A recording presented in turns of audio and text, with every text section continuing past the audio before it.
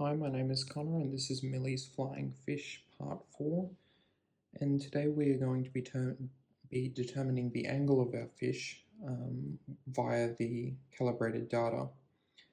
And essentially how we've done this is we've zeroed the data by taking about 2,000 measurements at the start, and that determines our error, and then we subtract that from any subsequent reading.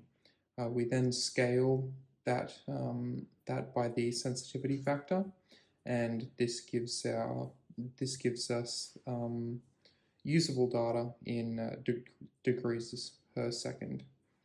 Then essentially we just integrate that for the amount of time.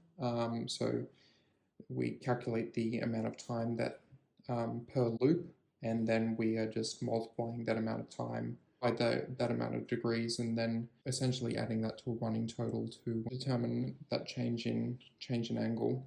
Okay, we're just going to send that measurement to the fish, and so it's going to, you can see here that it's the MPU's started, and then it takes about 2 seconds to do those 2,000 measurements and then get the average of them in order to have our error, which we then subtract from subsequent points. And as we can see, we've got it bang on our 0 point there, and we can see that it's hovering about 0 there. We are now going to move it to positive 45 degrees, and just do that, just do that there. And we can see that that's about positive 45. We are now going to go to negative 45. That's about that there, and that's pretty close. Pretty close there. We'll just go back to our 0 point.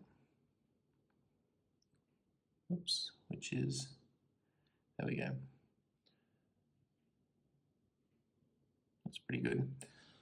And for the drift, I have noticed that obviously if you leave this running for an extended period of time, there will be quite a significant amount of error. I believe there are ways that you can counteract that by integrating the accelerometer data, and I will have a think about doing that for subsequent testing.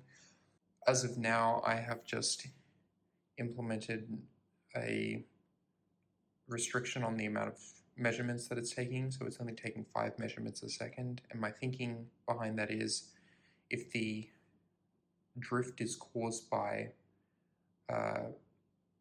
errors in measurement, if you limit the amount of measurements that it takes, then it limits, well, it can essentially just have a longer time frame in which it can function more accurately. Yes, so anyway, that is my Millie's Flying Fish Part 4. Thank you.